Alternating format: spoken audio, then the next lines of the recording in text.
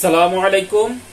আমি doctor Naimul Kibria, BHMS Bangladesh homeopathy medical college, BHMS রোকেয়ান ইসলাম homeopathy medical college. আমরা বলতেছিলাম হাঁপানির বৃদ্ধি নিয়ে। হাঁপানির বৃদ্ধি, কখন হাঁপানির বৃদ্ধি হলে আমরা কোন ধরনের ওষুধের কথা চিন্তা করব। এই হাঁপানির বৃদ্ধি নিয়ে আমাদের আলোচনার পর্যায়ে আমরা আজকে 3 নম্বর ভিডিও, ওভারঅল আমাদের আজকে 17 নম্বর ভিডিও। হাঁপানি নিয়ে 17 নম্বর ভিডিও এবং বৃদ্ধি নিয়ে 3 নম্বর ভিডিও। ভিডিওর প্রথমে আমরা যে বিষয়গুলো বলবো সেটা হচ্ছে, অবশ্যই আপনারা একজন ভালো ডাক্তারের পরামর্শ ওষুধ খাবেন।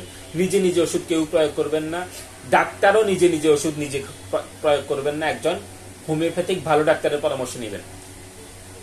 এই পর্যায়ে আমরা বলবো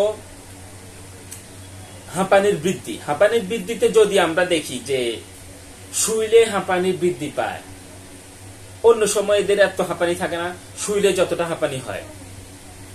এই শুইলে হাঁপানি বৃদ্ধি হইলে আমরা গ্রিন ডেলিয়া মেডিসিনটার কথা চিন্তা করব। গ্রিন ডেলিয়া মেডিসিনটা শুইলে হাঁপানি বৃদ্ধি পায়।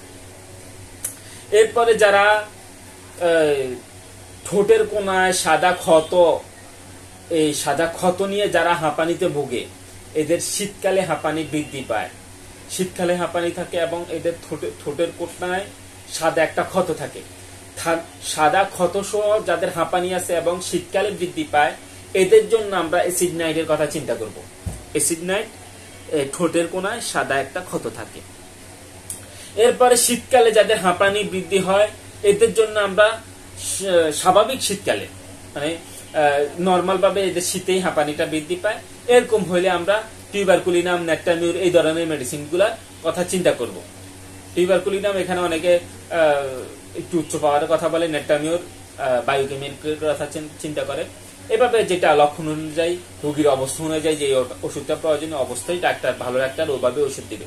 এই জন্য অবশ্যই ভালো ডাক্তারের পরামর্শ নিতে হবে। এরপরে আমরা বলবো, যদি এমন হয় রাতে রোগের আক্রমণ এবং চটপট করে সারা রাত দুপুরে শ্বাসকষ্ট নিয়ে খুব কাশি হয় এবং বসে থাকলে একটু উপশম হয়, এই সময়, এই যে শ্বাসকষ্টের সময় রোগী একটু গরম চায়। এরা চায় একটু, মনে হয় গরম হইলে ব্যাপারটা একটু ভালো লাগবে। এরা সবকিছুতে একটু গরম চায়। এই গরম চাওয়া রোগী যখন রাতে চটপট করে এবং দুপুর রাতে এদের বেধড়ক কাশি সহ হাঁপানি থাকে এবং এই হাঁপানি উপশম বা কাশি উপশমের জন্য এরা বসে থাকে, এরকম রোগীদের জন্য আমরা কেলিকার্বের কথা চিন্তা করব। কেলিকার্ব। এরপর আমরা যে বিষয়টা দেখি সেটা হচ্ছে, যদি এমন হয় যে রাতে রোগ আক্রমণ করে, চটপট করে এবং মাথা নিচু করলে এবং বিছানায় শুয়ে থাকলে এদের কাশিটা বৃদ্ধি পায়। মাথা নিচু করলে এবং শুয়ে থাকলে যাদের কাশি বৃদ্ধি পায়, এদের জন্য আমরা স্যাম্বুকাস মেডিসিনটার কথা চিন্তা করব। স্যাম্বুকাস। এরপরে আমরা যে ব্যাপারটা দেখি সেটা হচ্ছে, যাদের শীতকাল আগমনের যে শীতের যে ঠান্ডা বাতাসটা আসে, শীতের ঠান্ডা বাতাসের সাথে সাথে এদের কাশি বৃদ্ধি হয় এবং এরা এই শীতের বাতাসটাতে এত সেন্সিটিভ থাকে, এরা দরজা জানালা সব বন্ধ করে দেয় এবং এরা দেখে কোন জায়গায় কোনো ছিদ্র আছে কিনা, এই ছিদ্র দিয়ে বাতাস ঢুকে তাকে আক্রমণ করতেছে, এরকম একটা মনে করে তারা সব ছিদ্র বন্ধ করে। এদের রাত 3টায় এবং এই হাঁপানি হয়, কিন্তু এদের বর্ষায় হাঁপানিটা ভালো থাকে। হাঁপের টানের সময় এরা জানালা খুলে আবার বন্ধ করে, আবার খুলে আবার বন্ধ করে, এইভাবে করতে থাকে। কারণ এরা মনে করে যে জানালা খুললে হয়তো বা একটু মানে নিঃশ্বাসটা ঠিক মতো নিতে পারবে, যদিও এরা ওই বাহিরের বাতাস, ঠান্ডা বাতাস এরা সহ্য করতে পারে না। এরকম ঠান্ডা বাতাস যারা সহ্য করতে পারে না, যারা বাহিরের বাতাসে খুব সেন্সিটিভ হয়, এদের জন্য আমরা হিপাসালফার মেডিসিনটার কথা চিন্তা করব। এদের ঠান্ডা বাতাসে বৃদ্ধি, শীতে কিন্তু এরা একটু ভালোই থাকে, শীতে না বর্ষায় এরা একটু ভালোই থাকে। এরকম রোগীদের জন্য আমরা হিপাসালফারের কথা চিন্তা করব।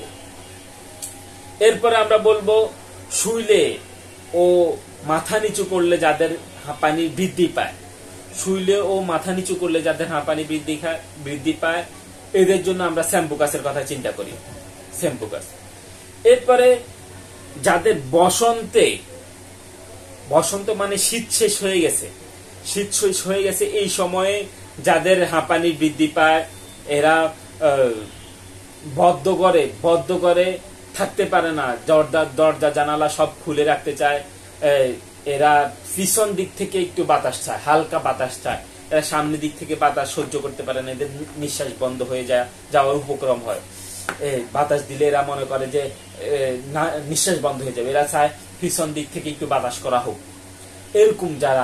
এরকম রোগীদের ক্ষেত্রে এদের বাম পাশ বেশি আক্রমণ করে, এরকম রোগীদের ক্ষেত্রে আমরা ল্যাকিসিসের কথা চিন্তা করতে পারি।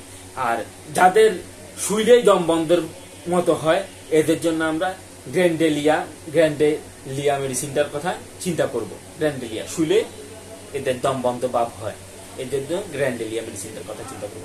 আমাদের ভিডিও যথেষ্ট বড় হয়েছে, আমরা পরবর্তী ভিডিওতে পরবর্তী আলোচনা কন্টিনিউ করব। আজকের মতো আমরা এখানেই বিদায় নিচ্ছি।